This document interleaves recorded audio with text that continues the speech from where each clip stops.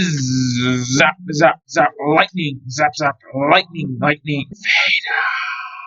Hello everybody, we've recently had even more leaks for 2026 LEGO Star Wars sets, which we'll be talking about all today. Getting started, we have the 75453 Sandcrawler and Mudhorn. It'll cost $200, have 1,683 pieces, and will be released on August 1st. While not based on it, this set is being made to go along with the brand new Mandalorian and Grogu movie. This set is actually based off of Season 1 of the Mandalorian TV show, which is surprising to see, considering that LEGO don't usually revisit TV shows for sets other than the Clone Wars. The included builds for this set are supposed to be a brick-built Mudhorn, which will be interesting to see for the first time ever in LEGO, and more excitingly, a full-scale Sandcrawler. It's been close to a decade since the previous one, so it's about time to get a new version of one of the first vehicles we ever saw in Star Wars. The Sandcrawler should be expected to look like the previous one, however the size will likely be the same, if not smaller than the previous version as well. Even though it has 400 more pieces, these will likely go into constructing the Mudhorn and into adding fine detailing rather than to creating a larger Sandcrawler, as we can see in other sets that LEGO have made recently where they focus more on detailing than scale. The included minifigures in this set will be Grogu, a new version of the Mandalorian with his armor muddied after his battle with the Mudhorn,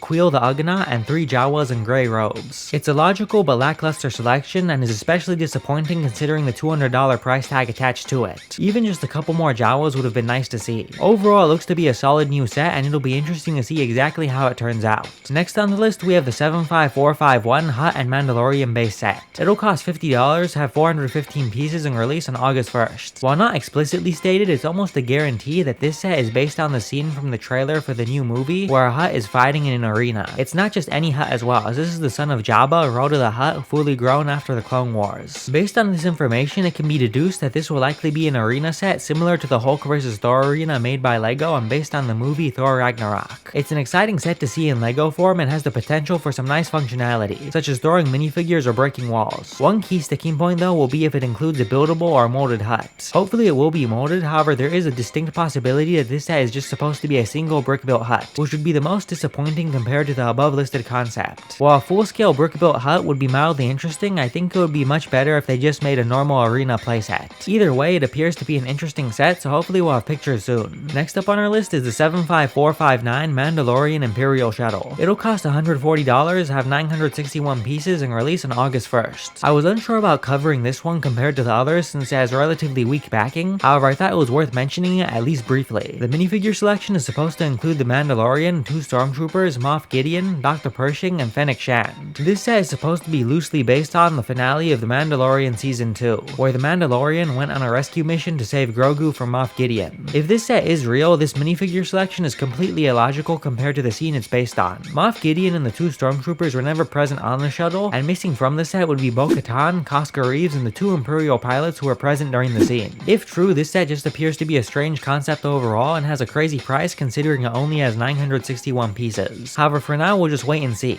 Next up is the May 4th UCS set for this year. We're supposed to be getting the 75442 UCS Mandalorian's N-1 Starfighter. It'll have 1,809 pieces, cost $240, and release on May 4th. It's strange to see LEGO make it considering that it's getting replaced by the Razor Crest in the upcoming Mandalorian and Grogu movie as Mando's ship. However, it is popular enough and gained enough renewed attention in the past few years for it to make sense. It'll hopefully be designed well and continue LEGO's trend of solid UCS sets, but other than that we have no more information on it for now. Finally on our list we have the 75457 UCS Super Star Destroyer, which is supposed to be releasing sometime later this year. There's not a whole lot of information about this set, however it has basically been confirmed as there were images of it floating around that were immediately copyright struck by LEGO, pretty much confirming its existence. It's exciting to be getting a brand new Super Star Destroyer and I'm hoping that it'll be Darth Vader's Super Star Destroyer, the Executor from the original trilogy.